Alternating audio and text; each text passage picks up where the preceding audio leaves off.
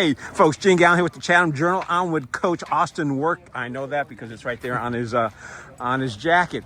You're out here on a Saturday morning with the crew.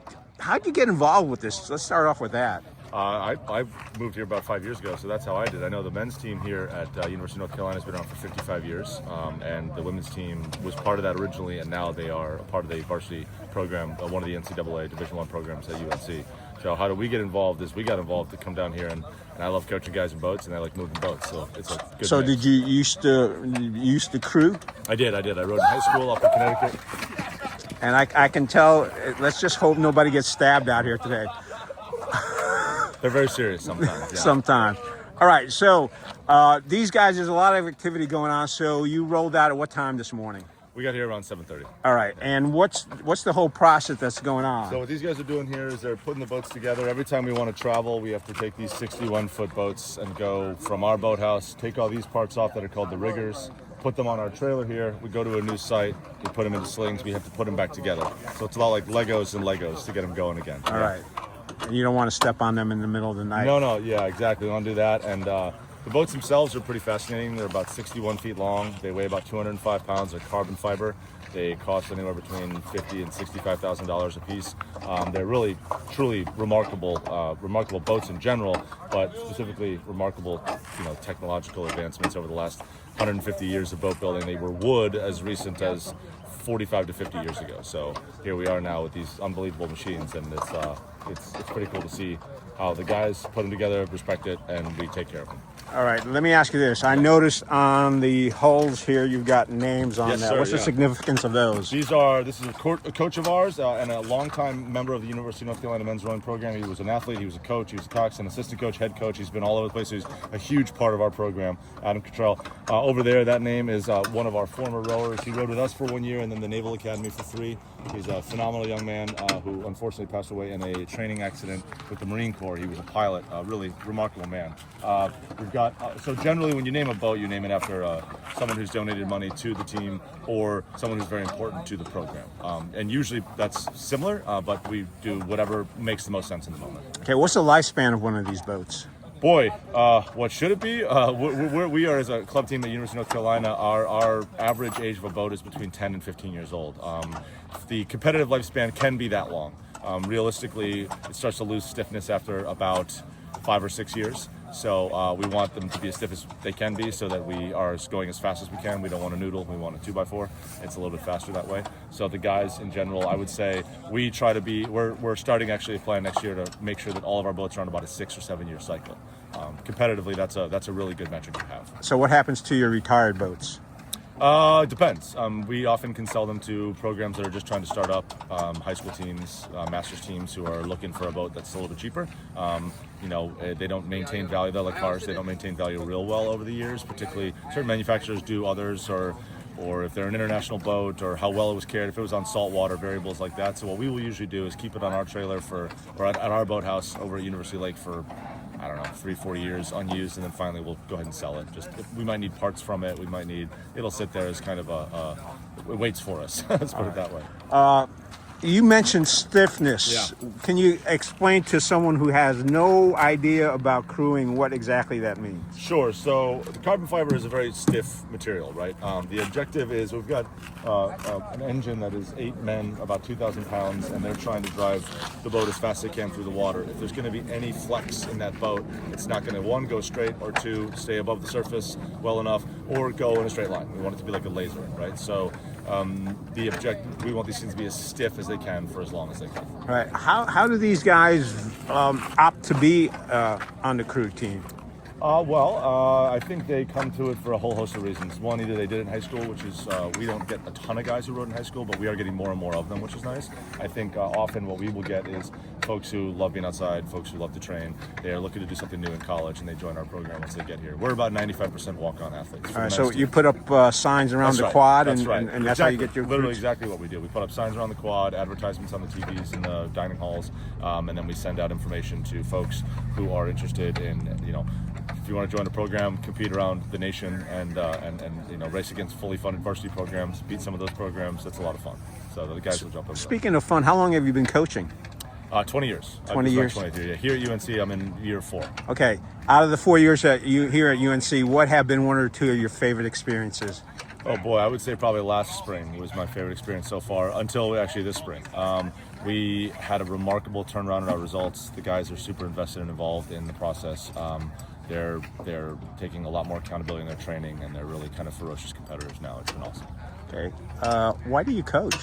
I love being on the water, love being around the guys. I think it's a very fun shared experience we get to have every morning out there while the sun's rising. But more importantly than that, I think I'm a competitive person, and I like to be out there on the water and share in that competition with these guys. Favorite crew or rowing film? Favorite crew or rowing film? Oh boy, probably I'd have to say probably Boys in the Boat. Didn't that just come out last year? It came out last year. Why is that your favorite? The most time and money were put into it, so it was some pretty good rowing pictures. Anybody who knows the sport real well knows that there were some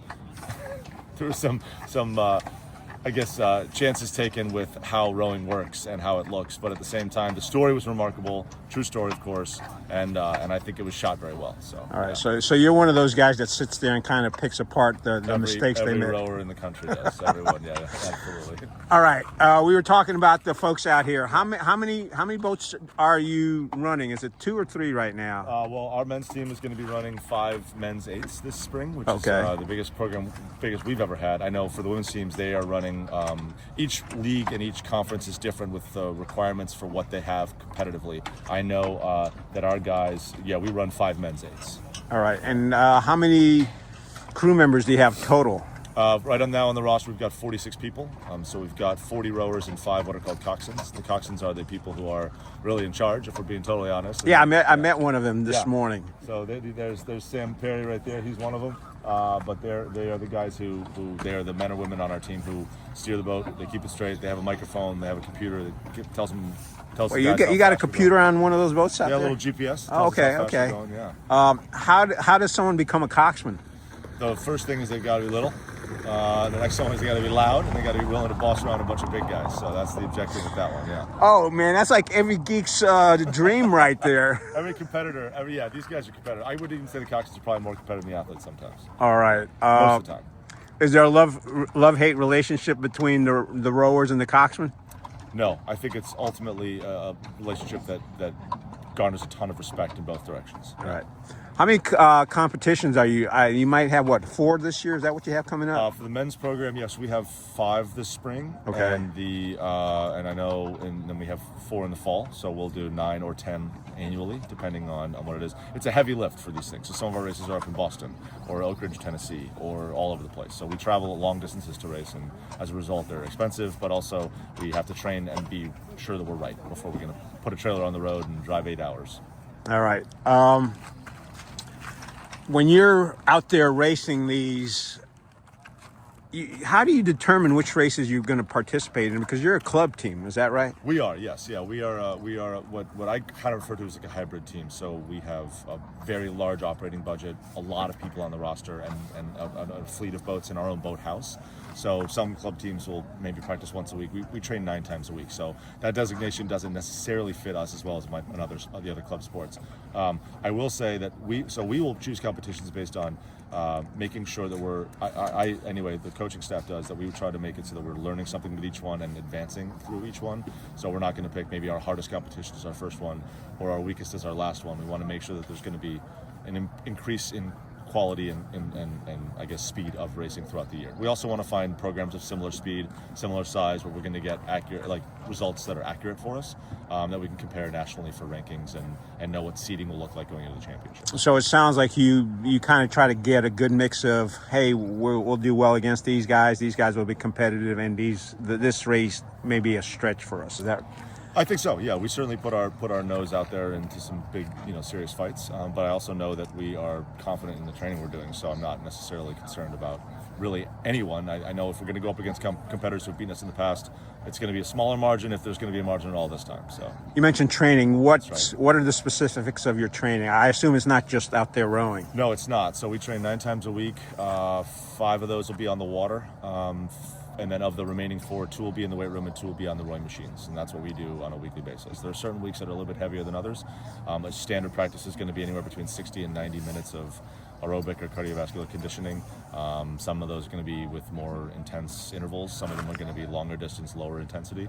And we kind of structure that annually to make sure that we are peaking, so to speak, or finding our top speed about that week right before the championships. When folks are training, they'll have their upper body days and their lower body days. I assume here you have to be conditioned for both. Yeah, so the rolling stroke takes 89% of the muscles in the body every single stroke. So it's the Which 11% is missing? probably your eyelids and your brain. Hopefully, if you're doing it right, anyway. I think the guys are so they train. There's really no specific shift in what we're doing. We're not going to have an arm day. Every day's a leg day for us, basically. But also, I think we'll change the weights and the structure of exactly what we're doing with those workouts. But generally, because the full body is required for racing, we need to make sure we're training the full body. So it also sounds, because of the training, that you continuously improve throughout the season. Oh yeah, absolutely. I mean, I think every program strives to do that, right? We're trying to get faster throughout the season. I know that the guys on day one are not going to be anywhere near as fast as they are on the final day of the season. The tough part is making sure that we are budgeting that the right way, so we're not getting there too fast or burning guys out too early. We have to make sure that we're doing it at the right trajectory, also in line with their academics. I mean, which is why they're here at UNC. There's not a professional contract waiting for them after this, so they've got to make sure that they're budgeting their time the right way, staying healthy. All right. We're out here at Jordan Lake in Chatham County, but you're not usually out here at Jordan Lake in Chatham County. I think you usually practice at University Lake. Is that correct? That's right. What brings you out here today? We are on spring training, so the nice part about this lake versus University Lake is we just get a lot more water and we can get in a lot more volume and distance than we normally do. So it's also nice to just get a change of scenery for the guys. Shake the brain up, make sure that they're paying attention. We get to do things like this, which are equally as important to our competition as training. They got to make sure they get the boats ready. The horse is saddled, so to speak. So that's the idea behind that. Yeah. You mentioned the movie from last year. Mm-hmm. How important is team chemistry involved in being successful? Well, there's no rugged individual in rowing, so it comes down to these guys. I mean, the nickname is crew, of course, so it comes down to these guys operating as one unit. What's the biggest improvement that you've seen in maybe an individual or just a team in the last 4 years that you've been here at UNC? I would say probably one of the biggest improvements I've seen is a guy who joined our roster. He joined our roster 3 years ago. I think he came to us because other stuff didn't really get his interest or work out his first week. He kind of came and brought a little more of a relaxed attitude, a goofball. You may have seen him run by in the background there. Oh, those guys, okay. But he joined the team, and I think it was a little bit more monkey business 4 years ago, and now he's probably one of the top 10 or 15 rowers in the country for our league, and could easily be making a varsity program anywhere he wanted. So the remarkable turnaround I've seen out of that young man has been phenomenal. His name is Jacques. He's been doing a great job this year. So it sounds like out of the coaching part that you also like is the development of men. Oh yeah, absolutely. That's why we do it, right? I mean, we like to win, but it's more fun to work with these guys every day.